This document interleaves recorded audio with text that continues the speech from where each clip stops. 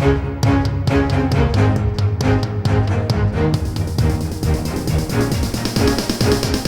is the Washington Times front page for Thursday, January 27, 2022. Thanks for joining us. I'm George Gerbo. Justice Stephen Breyer will retire from the Supreme Court, closing out a decades-long tenure and giving President Biden his first chance to shape the court. Breyer reportedly will formally announce his retirement Thursday at the White House, Harris Alec, Stephen Dinan, and Jeff Murdoch report. He's expected to serve until a replacement is confirmed, likely in time for the court's next term, beginning in October.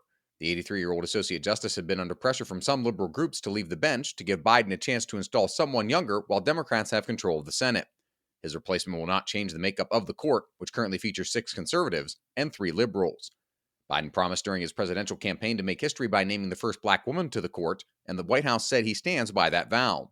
Court watchers say the top 2 names on the list are Judge Ketanji Brown Jackson, who was confirmed in June to the U.S. Court of Appeals, and California Supreme Court Justice Leondra Kruger. Thanks to rule changes over the past decade that changed the filibuster for nominees, Biden will need to corral only a majority in the 50-50 Senate, with Vice President Kamala Harris as a tie-breaking vote. Senate Majority Leader Chuck Schumer has vowed a prompt committee hearing on any pick and a vote on the Senate floor with all deliberate speed.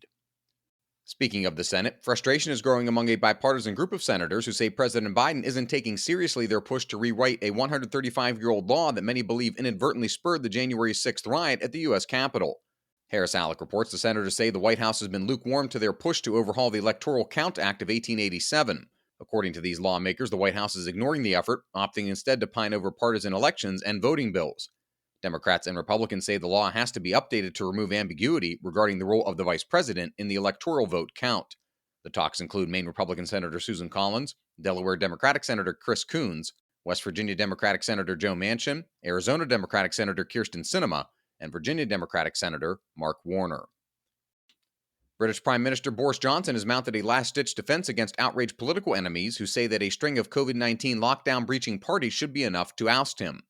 Johnson, who assumed power in 2019 amid the Brexit saga, now faces the most significant test of his political career, as Labour Party opponents and even some allies in his ruling Conservative Party say he ought to step down.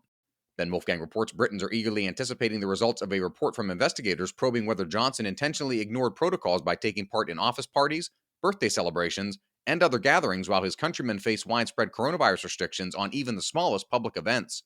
Johnson is also facing heat over charges that he authorized the evacuation of 200 animals from an Afghan animal charity during the height of the military withdrawal from Afghanistan, ahead of some British citizens. The Prime Minister's office at Downing Street has vehemently denied those charges. And finally, a national gun rights group is suing San Jose, California over a requirement that gun owners must carry liability insurance. The measure, approved Tuesday, is an unprecedented step according to the lawsuit filed by the National Association for Gun Rights. Sean Salai reports the complaint seeks nominal damages and an injunction to overturn what they call an unconstitutional and unlawful ordinance. San Jose Mayor Sam Liccardo denied that gun taxes are inherently unconstitutional, telling Sean that fees and taxes on guns and ammunition have existed since 1919 and have been repeatedly upheld. Find all today's front page stories at WashingtonTimes.com/frontpage or on the Washington Times app, and follow us on your favorite podcast platforms just by searching Washington Times in any major podcast app. You can also follow us on Twitter and Instagram at Wash Times for breaking news, sports, commentary, and more. For the Washington Times, I'm George Gerbo.